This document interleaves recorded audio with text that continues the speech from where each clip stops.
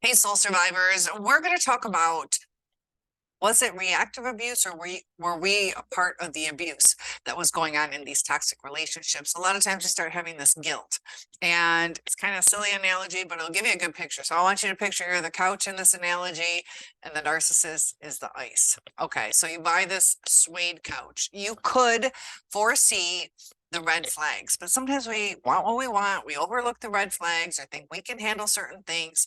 So we overlook the red flags with the narcissist. And we also, as an analogy, overlook what damage water can do to suede. So we buy this couch and we make an agreement. So just like with your narcissist, you make an agreement on how to handle certain things. So in the analogy, you agree not to drink in the living room or eat, so the couches stay nice. And your narcissist puts ice on the couch and it starts to melt and it damages your couch. Is it the couch's fault? Was it the agreement's fault? The agreement wasn't upheld. Just like in your relationship, it wasn't upheld. And the damaging part was done by one side. And so the damage gets done to you, and you start to feel like you're not worth as much. And you try to get back to being what you feel you should be. But the narcissist keeps damaging you. And eventually they do so much damage that sometimes we don't even see what they're doing. So they're picking out little threads, or they're squishing down the cushion, just like in your life. They're picking away at your self-esteem to where your self-esteem gets lowered. And you also, you try to set boundaries, you try to explain yourself. The narcissist refuses to listen. They will turn it around on you. And that's a lot of the reason why we start to feel like we were at fault. Some of us lose our cool. Some of us have some insecurities. Part of that is due to what they've done to us. Some of us might have some childhood traumas that we have unhealed. There are people that have relationships where two people are toxic. So based on who you are, what's going on in your brain, your comfort level of how you need to live. And when you bring two people into a relationship, there needs to be compromise.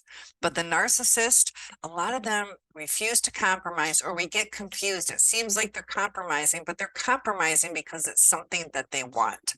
So if you're feeling guilty, realize the part that you played. Would you have done that abusive thing? Yelling back, that is reactive abuse.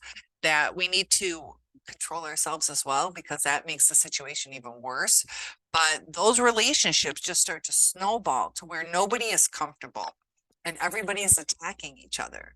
And there's a lack of trust because of the way that the narcissist will gaslight. They hide things from you, they lie, that you are living in a distorted reality, and it will start to affect you. That it can cause physical ailments, a lot of distress, anxiety, confusion, brain fog. And, do we get out of this relationship? Some of us long to be back with the narcissist. Is it healthy? And in order to heal, we have to realize what we want in life. Do we want a loving partner or just a partner? Do we want great sex? Or the full package, somebody who really cares about us, or sex isn't as important, but the emotional connection, because narcissists, a lot of times, they can do that physical connection. And a lot of times we crave it so much because that's the only time we feel connected. So looking back on your relationship, what were some of the red flags? A lot of times hindsight is 20/20, so don't kick yourself for not seeing. And over time, there's wear and tear in a relationship. There are micro hurts that happen, things that we might have done or things that they have done, or miscommunication. Communication is key in any relationship, but the narcissist will see us as a nag, whether you're male or female. They just don't want to deal with the hassle, and they don't want to change anything. There are some things, maybe we could be more accommodating to certain things, but when it becomes abusive, we should not accommodate abuse. The more we accommodate it, the more we enable it. And it's really hard because we get in a weakened state, especially a lot of times with male or female, that the female might feel weaker, or it's not her place to stand up to her husband. That's kind of old traditional way. Times are changing, but a lot of us get financially trapped and we feel that this is our life. And it gets scary because we've been socially isolated and paranoid to reach out to people because of the repercussions that could happen. And I have some videos on uh, some resources, whether it's to get your mental health back in check or to find a place, some resources to get you out of that situation. But you should go to bed feeling safe at night. I have a friend who a few months back, I did a video on it. Her husband killed her. And she even said, if I don't get this truck home tonight, he's going to kill me. And he did anyways. She was drunk. Her friends wanted to get her an Uber, but she didn't want to take the Uber because he'd be so mad that she didn't take the truck home, as opposed to being thankful that she made a smart decision, that she didn't put herself at risk, or even just the truck crashing. So realize that your safety has to come first, and your children, and see what damage it could be doing to your children. A lot of times they will start to act out around you.